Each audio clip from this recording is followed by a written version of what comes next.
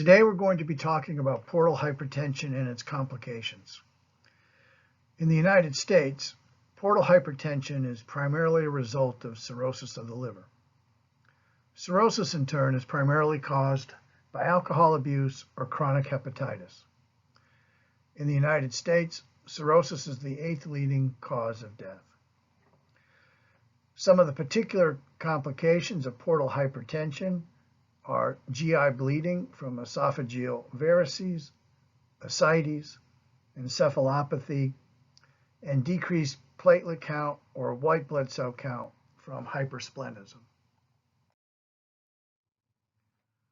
On this diagram of the portal vein, I want you to take particular note of the left gastric vein, which is here. This vein is also called the coronary vein. Normally, blood will flow from the lower esophagus and stomach through this vein into the portal vein. In cases of portal hypertension, however, you get reversal of flow. Portal pressures are increased, and so blood wants to make its way up the lower pressure circuit. Relative to the portal vein, the coronary vein is a lower pressure circuit because it communicates directly with the systemic venous circulation through the azygos and hemiazygos veins. So blood flows from the portal vein up into the coronary vein, which then makes its way through the submucosal plexus of the lower esophagus into the azygos vein into the superior vena cava. The normal portal venous pressure is in the 5 to 10 millimeters of mercury range. And this is higher than vena cava pressures by several millimeters. You start to get clinical problems like esophageal varices and ascites when portal pressure exceeds vena cava pressure by more than 10 millimeters of mercury. One of the big challenges in taking care of a patient with portal hypertension is that we often don't know they have it until they present with complications. Clinically, we have no lab test or easily obtainable X-ray test that measures portal pressures. All we can really do is observe for complications. There is an invasive way to measure the hepatic venous pressures, and it's called the hepatic venous pressure gradient test. Basically, it resembles a Swan-Ganz catheterization that we do for the heart. The catheter is floated from the internal jugular vein into an hepatic vein branch, and some dye is shot to make sure that the balloon is in the right spot. The balloon is inflated and the pressures are measured. This measured pressure is called the wedged hepatic venous pressure, which is an estimation of the pressure in the sinusoids, which we then use as a surrogate for portal vein pressure. We then deflate the balloon and measure the free hepatic venous pressure. We use that as a surrogate for the pressure in the IVC. And so it's the difference between these two measurements that is the hepatic venous pressure gradient. Although it is very possible to do this, it's clearly an invasive procedure and it's clinically impractical.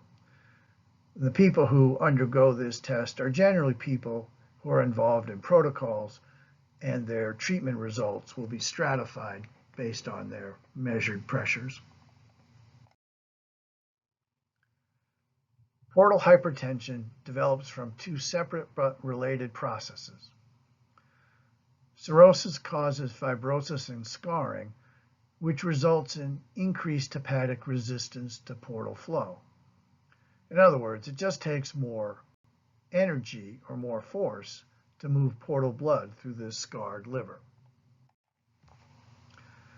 The second factor is that once portal hypertension starts to develop, you get this phenomenon where the splanchnic vascular bed vasodilates.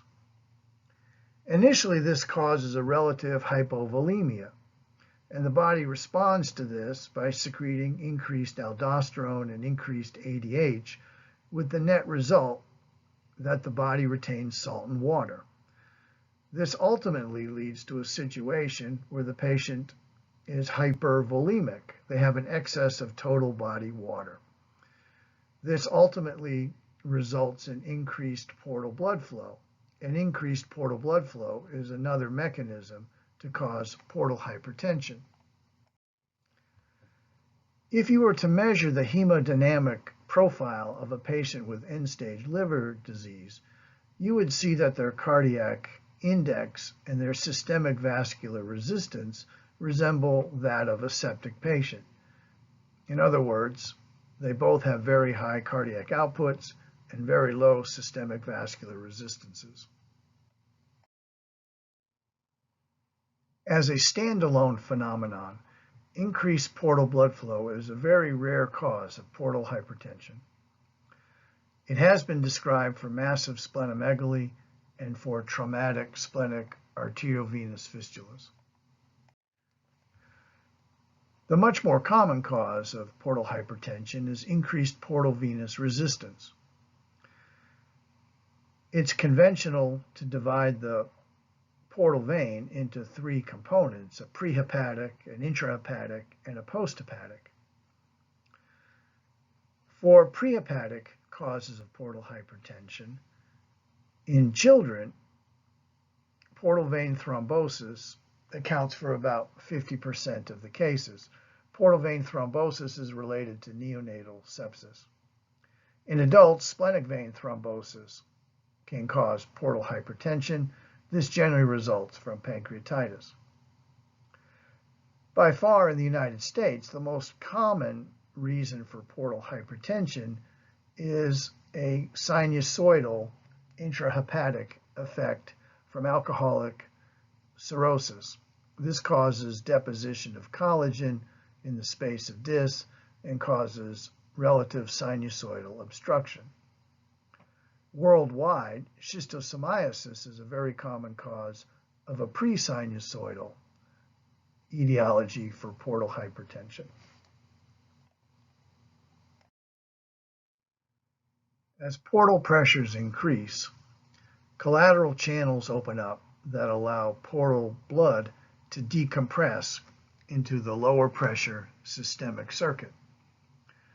By far, the coronary vein circuit is clinically the most important because this results in the development of esophageal varices.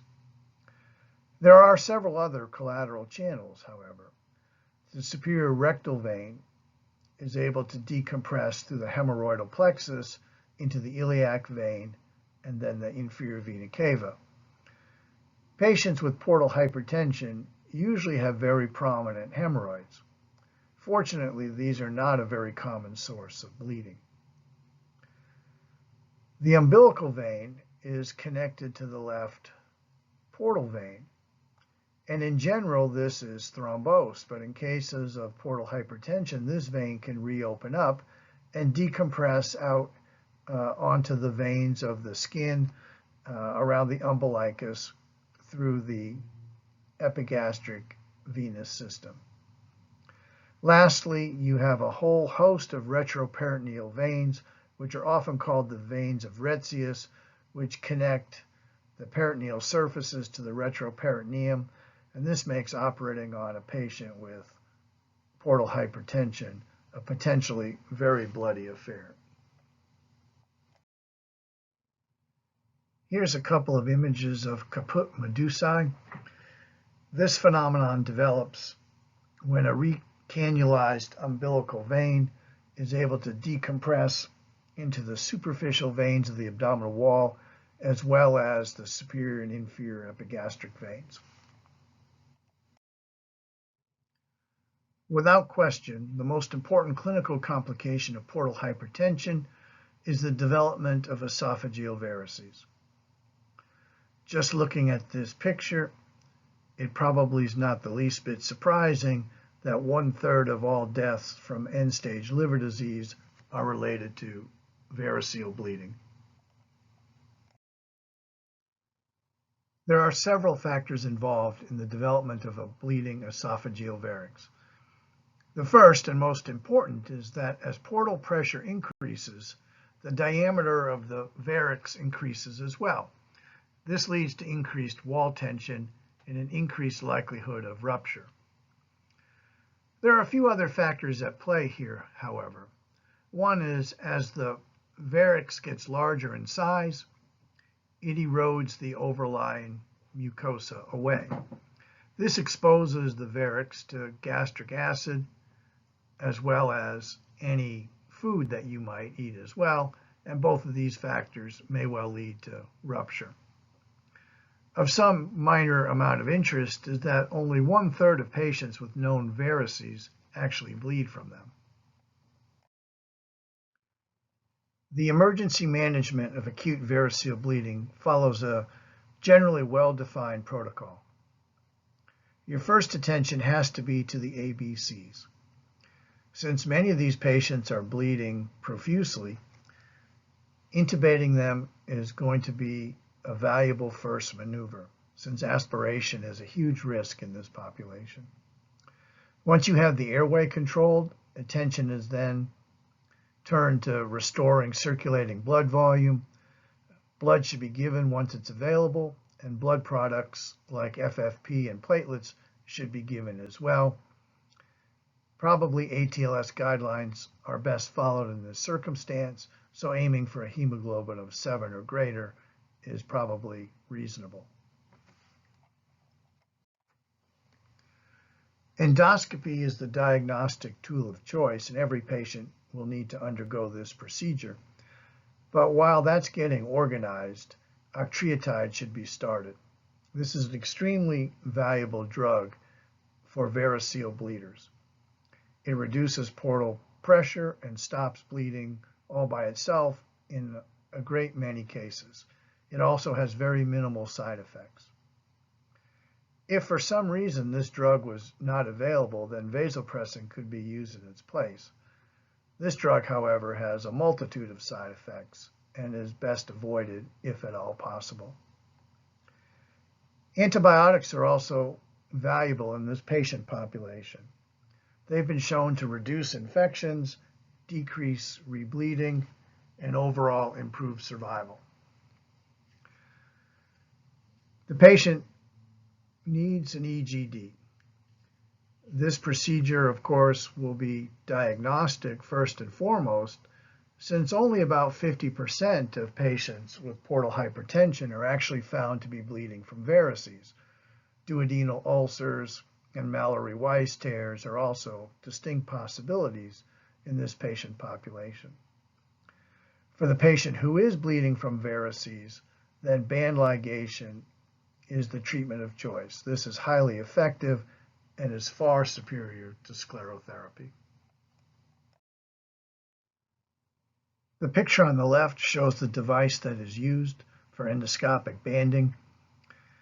Basically, you put this little device over the varix, and then suction is applied to draw the varix up into the device. The trigger is then fired, and you can see on the right the net result. As you might recall, this looks very much similar to what is done for internal hemorrhoids as well.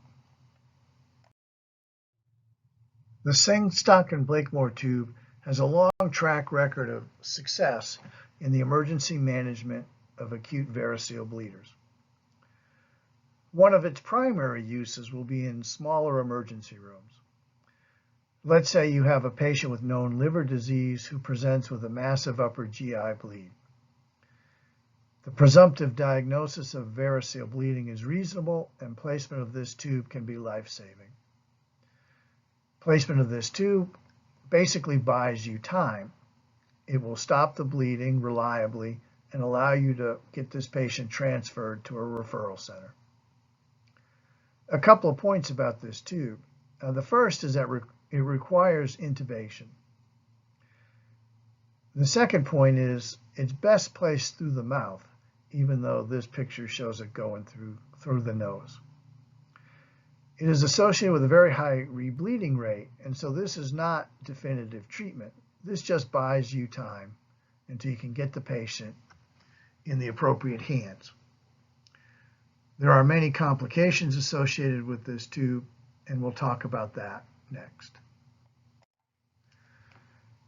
To place this tube, you need to first get the tube into the stomach. And so generally the tube will be placed through the nose into the stomach and the gastric balloon inflated to a small volume, let's say 50 cc's. Oftentimes some contrast can be placed in here as well to make sure you see the balloon well, but it's absolutely critical that the balloon be placed in the stomach. Once it's known to be in the stomach, then you're going to fully inflate the balloon to somewhere between 200 and 300 cc's. The next point is that the balloon has to be cinched up against the gastric wall, and so it has to be fixed in place. I've seen it attached to a football helmet type device for this purpose, and it's also possible to tie an IV bag to it as well and use that as like a traction device. Once you have the gastric balloon in place and inflated and cinched up snugly, that may possibly stop the bleeding, although more times than not it won't. And if the patient is still bleeding, then you have to inflate the esophageal balloon. This is not inflated to a volume, but rather to a pressure. You initially start with 30 millimeters of mercury of esophageal pressure.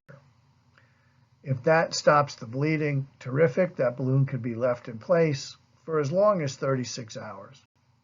If it doesn't stop the bleeding, then you can go up on the pressure to as high as 45 millimeters of mercury. But with that amount of pressure, you only have about 6 hours that you can leave that balloon inflated. So you can see from how you put it in what the various complications would be. If you inflate the gastric balloon in the esophagus, you're going to get esophageal rupture. If you leave the esophageal balloon inflated for too long at too high a pressure, then you will get esophageal necrosis as a complication.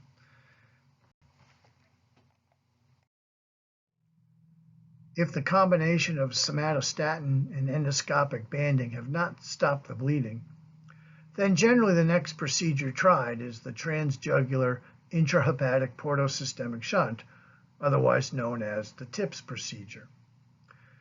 This is a procedure done in the IR suite by our interventional radiology colleagues.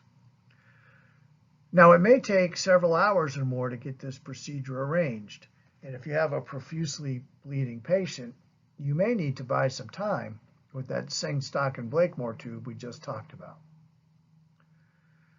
Since this is a completely diverting portacaval shunt, it's extremely effective at stopping bleeding.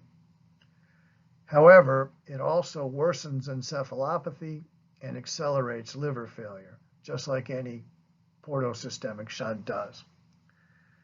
These shunts are also not terribly durable, and they tend to occlude by 1 year of use. Probably the best use for this shunt is as a short-term bridge to transplant.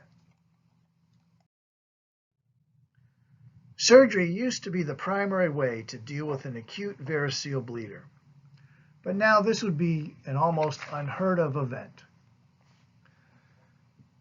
One procedure that used to be done in this circumstance was esophageal transection.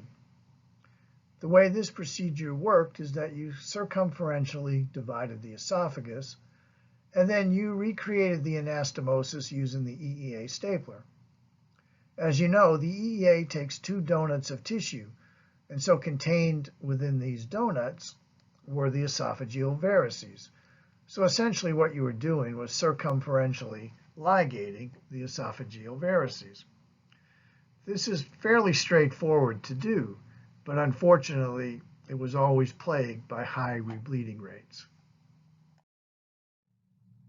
The last stop on our algorithm for acute variceal bleeding is an emergency portacaval shunt. If nothing else has worked, or if nothing else is available, then this procedure is highly effective at stopping bleeding. Unfortunately, however, it is also associated with a 25% mortality rate. This is because cirrhotics do not tolerate laparotomies and general anesthetics. And even if the patient does survive the procedure, this portacaval shunt also accelerates liver failure. Once the acute bleeding episode has been controlled, usually by esophageal banding, then attention is turned to preventing future bleeding episodes. We can see from this chart that if nothing is done for these patients additionally, they're going to have a rebleeding rate that's close to 70%. Almost all these patients are started on beta blockers, assuming there's no contraindication, and that lowers their bleeding rate back down to about 40%. If you add some nitrates to that, it even gets better. The most commonly used protocol is going to be scheduled esophageal banding along with beta blockers. That lowers the recurrent bleeding episodes to less than 20%, which is about where we are with a TIPS procedure. Surgical shunt therapy has the best track record for preventing recurrent bleeding, and it drops the recurrent bleeding episodes to about 10%. I want to spend the last part of this discussion talking about portacaval shunts. There was a time when these procedures were the only way to stop acute and chronic variceal bleeding. I want to go over them, not because you'll ever have to do them in your professional life, but because they are a good example of how surgeons solve tough clinical problems using a sound knowledge of anatomy and physiology.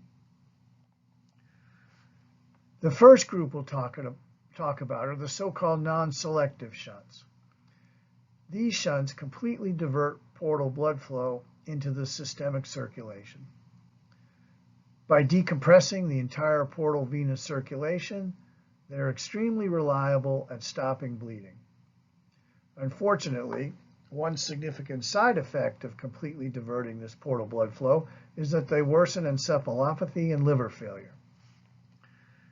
These shunts were primarily used in emergency situations since they could be done expeditiously by well-trained surgeons. The end-to-side portacaval shunt is done by dividing the portal vein and then anastomosing it to the inferior vena cava. Since the distal vein is just tied off, this operation does not decompress the hepatic sinusoids, and so it's not the best choice if the patient has significant ascites.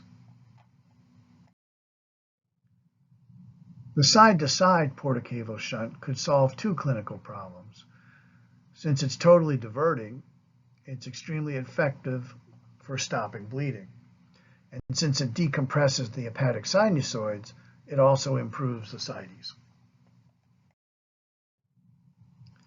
Several different interposition shunts have been described.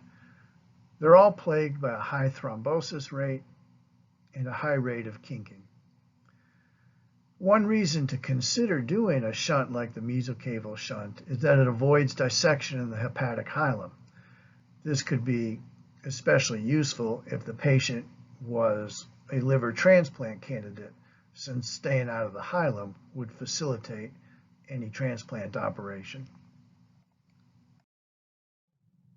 The last non-selective shunt that I'll mention is the conventional splenorenal shunt. This requires an anastomosis between the proximal splenic vein to the renal vein. You also have to do a splenectomy during this procedure, and it's that splenectomy that provides the rationale for doing this operation. It would be chosen if the patient had clinically significant hypersplenism, of which a splenectomy would be effective therapy. This shunt has a high rate of thrombosis, primarily because you're using the smaller end of the splenic vein here to make the anastomosis. The non-selective shunts that we just discussed all effectively stop bleeding.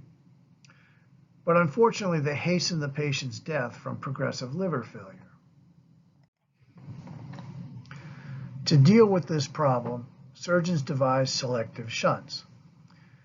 The goal of these selective shunts was to lower portal pressures enough to stop bleeding, but to keep portal pressures high enough so that the liver would still be perfused. Remember, the liver needs all the nutrients and hormones in portal blood to be healthy, and it also detoxifies the cerebral toxins in portal blood. The distal splenorenal shunt was the most commonly performed selective shunt. This shunt is difficult to do technically, and so it was never done in an emergency setting. It requires dividing the splenic vein at its junction with the portal vein and creating an anastomosis to the renal vein. This is not easy to do since the splenic vein lies underneath the pancreas, and so there's multiple venous tributaries that need to be ligated to do this. In addition, the left gastroepiploic vein was divided, as was the coronary vein. The net effect of this operation was to divide the portal circuit into two circuits.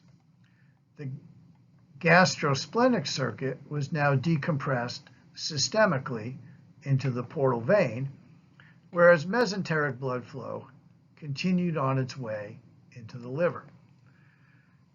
This operation was definitely effective for reducing bleeding problems. Unfortunately, because of the extensive amount of dissection, it worsens ascites. It does improve encephalopathy, but it really doesn't have any effect on progressive liver disease at all. This type of partial shunt is very similar to the non-selective interposition grafts we looked at earlier. To make it a partial shunt, you just use a smaller diameter graft, something less than 10 millimeters. This shunt had an even higher rate of thrombosis than the non-selective interposition graft, and so it never really caught on. All of the shunt procedures that we have discussed, including the TIPS procedure, stop variceal bleeding by lowering portal pressure. The Sugiura procedure is another approach to this problem. This operation basically involves extensively devascularizing the entire stomach, lesser curve, fundus, greater curve. It leaves intact the main portal collaterals, but it does divide all the little branches that go to the stomach and the esophagus. So this operation is about preventing the formation of collaterals that will bleed, but it is not about reducing portal pressures. This operation has enjoyed excellent results in Japan, but has really never caught on in the United States. Here are my references.